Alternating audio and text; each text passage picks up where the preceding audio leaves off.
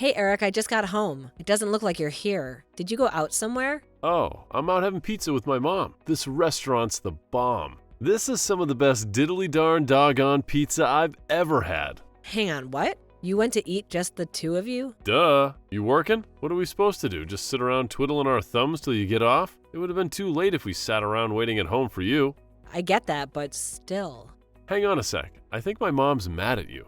What? Why did I do something wrong? You crashed into another car while you were out driving last week, didn't you? The repair cost came to almost $1,000. I just told her all about it. She almost spat her wine out all over the table. She flipped out and called you a careless moron.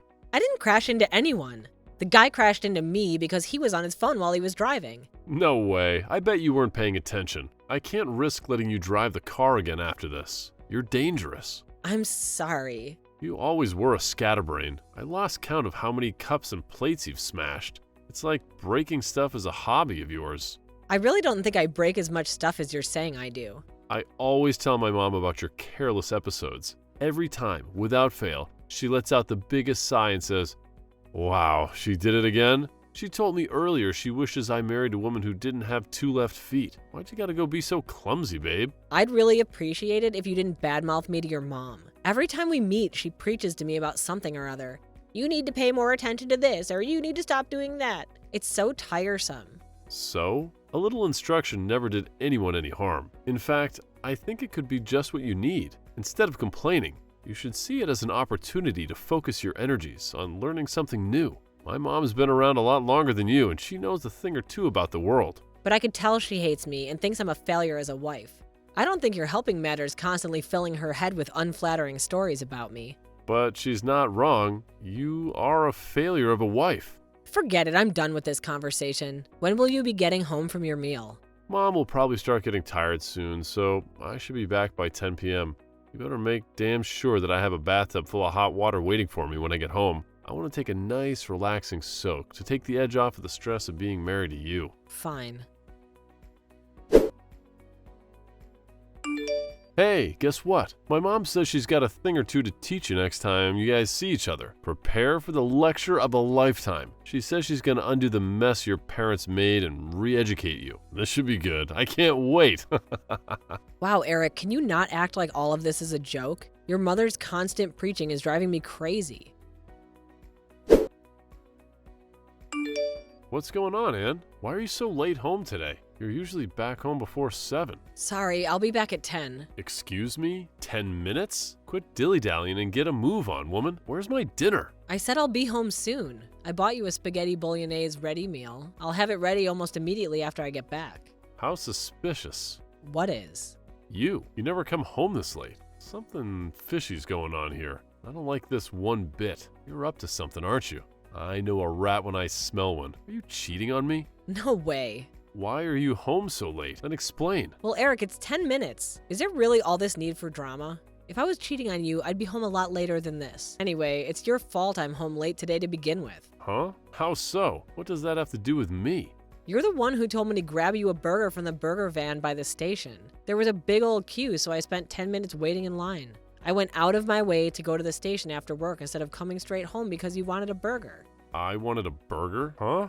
Did I? The only reason I went is because you said you couldn't stop thinking about big juicy hamburgers. Don't you think accusing me of cheating when I'm going out of my way to do something for you is a little horrible? I'm trying to remember. Nope, I never said I wanted no burger. You're lying. I don't have the faintest recollection. Yes, you did. You shut your goddamn lying mouth. Do not blame me for your laziness. I bet you dawdled the entire way home doing dumb woman shit like looking at handbags and shop windows. Eric, are you drunk? You've been drinking, haven't you? I can tell. I can always tell. You're always so forgetful when alcohol's involved. So what if I want to enjoy a frickin' beer after work? That a crime? God, I'm not even drunk at all. I can handle my drink perfectly well. I knew it. There's nothing wrong with having a beer before dinner, you goddamn Puritan. I was bound to want something with you. Making me wait so long to eat. I'm begging you, Eric. Please don't overdo it this time. Will you just leave it at one beer for me, please? You don't know how much damage the stuff has done to your body. Your doctor told you to stop altogether, remember? Are you sure it's really a good idea to be drinking again? There's no problem. As long as I don't drink too much, What is it? You think I'm not capable of controlling my alcohol intake? Stop patronizing me already. But are you really? Isn't the reason your scans are coming back showing liver damage precisely because you're not capable of controlling your intake? God damn it, woman. Button it already. Forget this crap. Hurry up and come home and make my dinner. I'll be checking your phone when you get back. Why? Well, I need to find out whether you've been cheating on me. Jesus Christ, Eric, will you stop this? I told you I'm not cheating on you. I'm sure you're probably not, but I gotta check just in case. You never let your guard down around a woman. Anne, are you there? It's me, Natalie, your husband's mother. Why aren't you answering your phone? Where are you right now? Sorry, Natalie, I had my phone on silent. I'm out shopping. You're what? Do you seriously think this is the time to be out shopping? Your husband collapsed. Hurry and get your ass to the hospital. You need to get over here and listen to what the doctors have to say right this instant. Nope, I can't be bothered. You can't be bothered? Your husband's in the midst of a serious health emergency and you can't be bothered? Oh my god, you're pure evil. Do you have any idea how serious this is? Yep, let me guess. He collapsed and got taken to the hospital in an ambulance, right? We've been through this routine more times than I can count. If you know, then why the hell aren't you here by his side? Hurry up and get to the hospital. He got blind drunk again, didn't he? Maybe if he didn't ignore the doctor's repeated warnings to stop drinking, then he wouldn't be collapsing and getting rushed to the hospital like this. Surely you can see he only has himself to blame. Wait, what? Drinking? Has he started drinking again? I thought he was clean. He'd been going to those Alcoholics Anonymous meetings and everything. I guess he didn't tell you. Come to think of it, why would he? He always did like to play the model son whenever you were around. He got one of the worst mother complexes I've ever seen. It's actually gross. Don't you speak about my son that way. How dare you speak ill of him when he's laid up in a hospital bed? Even if he is drinking again, there's no justifying your behavior. I'll speak ill of him as I damn well like. Let's face it, with the way he acts, he makes it impossible to say anything nice about him. What the hell happened between you two? How can you be this cold to him? He's your husband. I couldn't care less what happens to him now. They say what goes around comes around. This is him just getting what he deserves. Stop it. Anyone would think you'd be worried about your husband being rushed away in an ambulance. But no, far from it. You're actually insulting him while he's lying in a hospital bed, unable to defend himself. That poor thing. You are the most horrible wife there ever was. You know what? I've had it. This ends here. If you hate my son's guts that much, then get a damn divorce. If he wants a divorce, then I'll be more than happy to go along with it. Something tells me he's not going to be so forthcoming, though. What makes you think that? He probably can't wait to see the back of you if this is what you think of him. By the sound of it, your marriage has been dead in the water for some time now. He does nothing but badmouth you whenever we see each other. Of course. How could I forget the hateful stories he tells you about me behind my back? There's just one problem. They're almost all lies. He tries to turn everyone against me, so I end up isolated and alone. The moment I make the slightest mistake, he's off blabbing about it in the most exaggerated way possible to anyone who will listen. What are you talking about? That doesn't make any sense. Why on earth would he want to do that? Like I said, he's trying to isolate me. How tiresome, will you? Gah, how tiresome. Will you let me know when you're ready to stop talking nonsense? I don't have the strength for this right now. It's almost like you're trying to say my Eric is a bad person. Bingo. That's exactly what he said. You don't know his true colors because he's always wearing a mask around you. You think he's Mr. Perfect. But in the truth, with me, he's the most domineering, tyrannical control freak you could possibly imagine. He does nothing but complain about the state of the house, despite never lifting a finger to help out with the housework. When he drinks, he's a million times worse. He shouts at me, throws things at me, he even hits me. Oh, I kept this quiet until now, but he's also unemployed. What? Lies. My Eric works as a top executive at a major global company. Or at least that's what he's told me. Of course he did. That's a lie too. He quit that company last year. Now instead of working for himself, he takes my entire salary every time I get paid, which means I can't even afford to eat properly these days. Lies. Nonsense! Madness! My boy Eric would never treat anyone so inhumanely, least of all his own wife. I don't believe you for a second. Fine. If you're intent on burying your head in the sand, I'll just have to show you proof.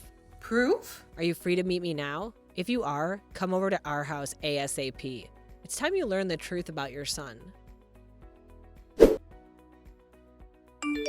Mom, can you believe this visit has just ended? But Anne was nowhere near to be seen. My wife, my very own wife, doesn't even want to visit me in the hospital. What the hell's going on with her lately? I mean, let's face it. We already knew she was an object of failure of a wife, but this just takes the biscuit. How does she even sleep at night? Will you tell her off for me, Mom? Did you speak to the doctors yet, Eric? Did they explain to you what's wrong with you and why you ended up in the hospital? Nope, not one of them knows what's wrong with me. It's a mystery. If I had to guess, I'd say I'd probably got food poisoning from my stupid pea-brain moron of a wife's cooking. Her cooking is so bad. I think I'd rather eat my own vomit.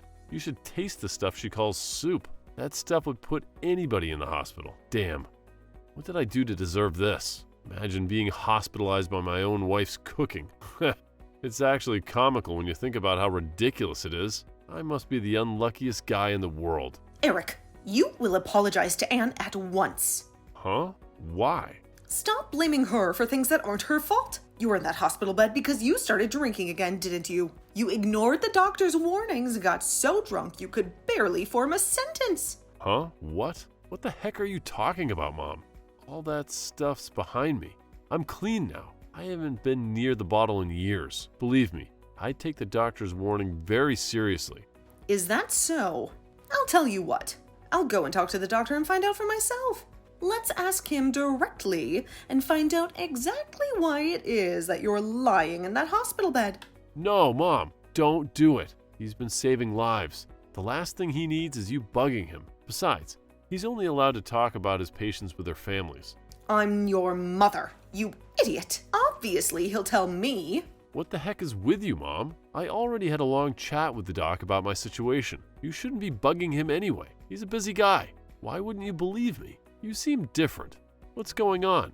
Normally, I'd believe every word you said without so much as a hint of doubt. But I'm done blindly accepting whatever you tell me. What's gotten into you all of a sudden? Did something happen? Is the stress of me being in a hospital making you go kooky? Look, I get this can't be easy on you, but that's no excuse to be giving me a hard time. Don't patronize me, Eric. I met up with Anne. She's with me now, actually. You're together? If you're with her, tell her to hurry up and visit me in the hospital. This is no way for her to be treating her husband. I won't be telling her that. Why not? I saw what you did, Eric. Saw what? What were all those bruises on Anne's body? I'd never seen anything like it. What have you been doing to this poor girl? Huh? That's not all. She showed me your bank statements too. You've been spending money like it grows on trees despite not getting paid a salary for months and months. When did you stop working for Peeps Logistics? And why didn't you tell me that you were unemployed? Have you been lying to me about everything this whole time? Well, no. So it was like, no, I didn't lie to you, Mom. You've been making Anne work like a dog to provide you with money to blow on frivolous junk and beer while lazing around at home, not lifting a finger this whole time, haven't you? Every time I saw you, you'd go on and on about how sick to death you were of her. You practically called her every name under the sun. But the truth is, you were in no position to be criticizing anyone, were you? Mom, please, you have to hear me out. First of all, about those bruises on Anne's body, before you go off jumping to these crazy conclusions, there's a perfectly reasonable explanation as to how she got them. You see, she's always been really clumsy. She has this stupid habit of bumping into things around the house. You know, desks, doors, cupboards, drawers, that kind of thing. Surely I don't need to tell you how careless she can be. Remember all those stories I told you about her doing dumb stuff? She has bruises all over her body, Eric, even on her back. You can't seriously be telling me she got these from bumping into a table. These aren't from bumping into things. I couldn't stop crying when she showed me what you'd done to her. Chill out, Mom, it's fine. Dry your tears. There ain't nothing to cry about. Anne wants out, and you're going to go along with a divorce without so much as a complaint. Do you hear me, boy? Do you understand what the implications would be if you refused to give her what she wants? You wouldn't have a leg to stand on if she took you to court over domestic violence. You wouldn't even be able to afford the compensation because you don't have a job. You're going to do the right thing and accept the divorce before it comes to that. Jeez, Mom.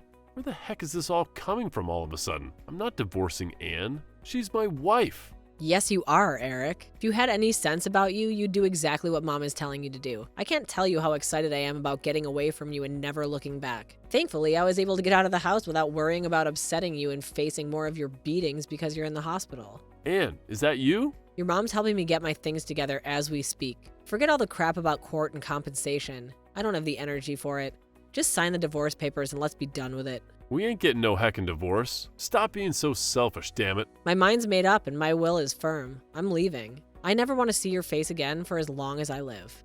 What brought on this all of a sudden, babe? Did I do something to upset you? I thought it was weird when you didn't visit me at the hospital, but now this? All of the sudden, are you being serious? I've wanted out for months now. This is my golden opportunity. Golden opportunity? I collapsed and got rushed into the hospital in an ambulance, and you're calling it a golden opportunity? You're sick. I knew it was now or never, Eric. There's no way I was about to let this chance go to waste. I have no intention of playing the doting wife by your deathbed. I wouldn't visit you if there was a gun to my head. I'm using this opportunity to get away from you while I still can. What'd you just say? My deathbed? You seem to be under the impression that I haven't been to the hospital, but I was there earlier today. You came? When? While you were asleep this morning, the doctor explained your situation to me. He said your liver and pancreas are barely functioning anymore. I was shocked, but I can't say I was surprised. Let's face it, no one's carrying on drinking as much as you do forever. Right? I wanted to talk to you about this when you visited, but you never came. You know about the future. I have no intention of being a part of your life. As your health deteriorates while you fight your self-inflicted illness, nor do I have the obligation to look after you. I'm sick of being your doormat and punching bag, and it ends now. Anne, no, please wait. You're my wife, baby. We're married. It's times like this when we have to be there to support each other more than ever. Wow, you're something else. You can't seriously say that you thought I'd stand by your side after everything you did to me. The only reason I didn't do this months ago is because I felt trapped and afraid. You treated me like less than dirt on your shoe. You made me feel worthless. I wanted to kill myself, Eric. What do you think, I'm suddenly gonna fall apart and start playing the loyal wife just because you found out that you don't have much time left? I never meant to hurt you, baby. What? Even though you hit me and abuse me on a daily basis, how could you want to do anything other than hurt me? Not only that, but you went back out of your way to spread vicious lies about me behind my back to practically everyone we knew. In a way, I think the emotional abuse actually hurt worse than the beatings. What even was I to you? Some tool to take your frustrations out on? I love you, baby. The only reason I told everyone all those things about you is because I wanted to keep you all to myself. I thought that if I could isolate you from your friends and family, I could make you so completely and utterly dependent on me that you'd never be able to leave me, and I can have you all to myself forever. What?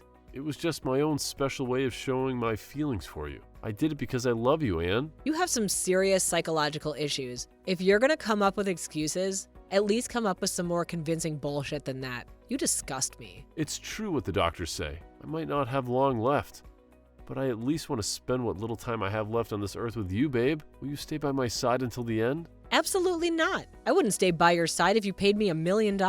In fact, I won't be wasting another second of my life with you. If you're gonna kick the bucket, I hope you feel nothing but crushing loneliness and regret over what you did to me in your final moments.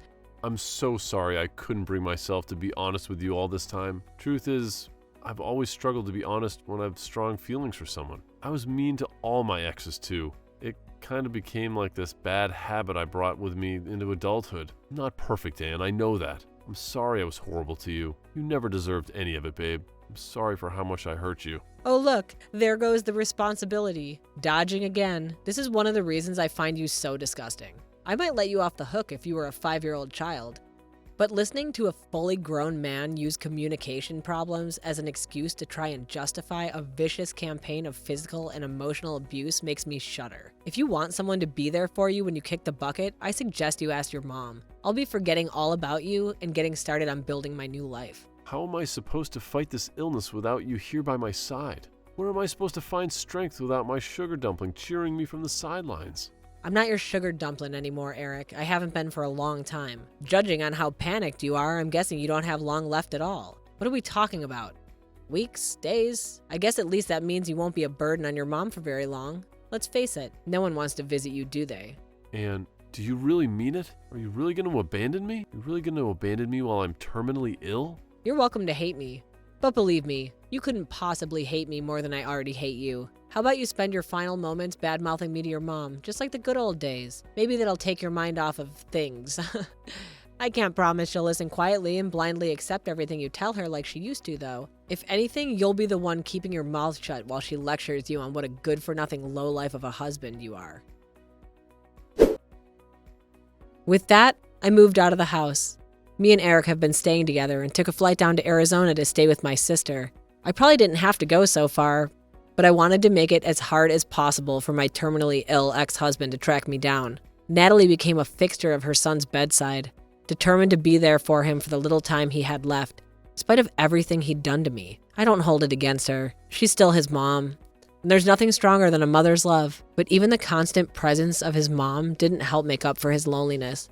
Because apparently he did nothing but cry out my name as he drifted in and out of consciousness. Needless to say, I didn't visit him even once. I also ignored all of his messages and eventually decided to block him when I realized he was never going to take the hint. I heard from his mom a year later that he finally passed away. Apparently, he went quietly asleep in his hospital bed while his mom was picking up supplies for him. In the end, he died alone. Not long after that, to my surprise, Natalie sent me his life insurance payout. She said she knew it could never undo what had been done, but she told me to think of it as compensation for the hell he'd subjected me to for so long. I got the impression she felt a degree of responsibility for her son's actions and wanted to do whatever she could to make up for it. I always thought Natalie had it in for me, but I realize now it was only because Eric was doing his utmost to make sure we hate each other. I see her in a totally different light now. It turns out she wasn't so bad after all. We're both ready to move on and put the past behind us. Now it's time for me and her to forget about each other and focus on living our own lives. Here's to the future.